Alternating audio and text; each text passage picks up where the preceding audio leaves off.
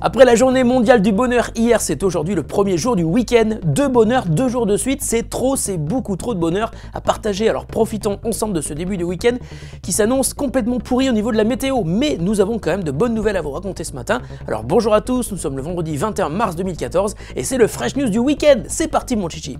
This is funky fresh. This is funky fresh. Pick up on a mustard pack and grab your dab and cheese and fries. On savait à peu près tout du Samsung Galaxy A5 qui sera disponible dans maintenant 3 semaines, sauf son prix. Selon les informations de ZDNet Asia, on sait désormais qu'il sera vendu à 540 €, soit 60 € moins cher que le S4 à son lancement.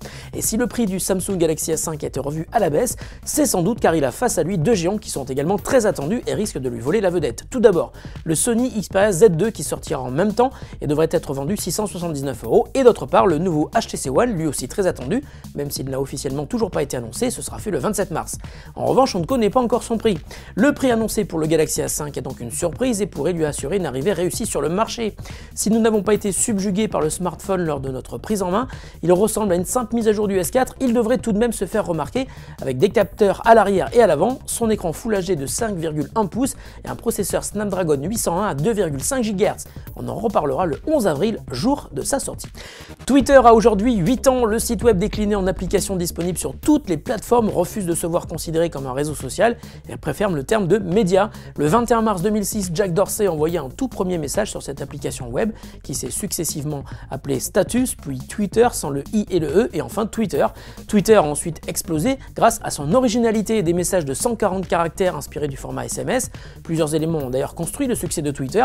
On peut citer tout d'abord la spontanéité permettant de diffuser une info plus rapidement que les médias traditionnels. Twitter peut aussi être utilisé sur des réseaux très bas débit, voire même par SMS, ce qui fut également un moyen de diffusion de l'information lorsque des dictatures ont tenté d'empêcher les dissidents de communiquer. Et enfin, Twitter permet de s'adresser directement à n'importe quelle autre personne, quelle que soit sa popularité. Les stars côtoient les anonymes, les bons mots, les bonnes idées, les infos et même les erreurs sont également vite amplifiées par la magie du retweet.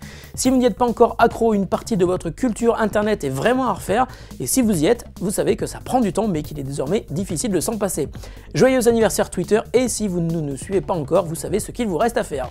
Attention, une petite révolution se profile à l'horizon. FireChat est une application qui permet de s'échanger des messages textes ou des photos, même sans réseau mobile accessible. Cette fonctionnalité encore peu connue est proposée par Apple depuis iOS 7.1. La connectivité multi-peer, Apple l'a inaugurée avec AirDrop qui permet à des utilisateurs de s'échanger des fichiers en Wi-Fi directement d'un Mac à l'autre. Et pour comprendre comment fonctionne FireChat, c'est simple. Chaque iPhone ou iPad sur lequel l'application est lancée devient un relais du réseau FireChat. Dès qu'un utilisateur se connecte, il devient donc un maillon supplémentaire de ce réseau qui fonctionne en Wi-Fi et en Bluetooth.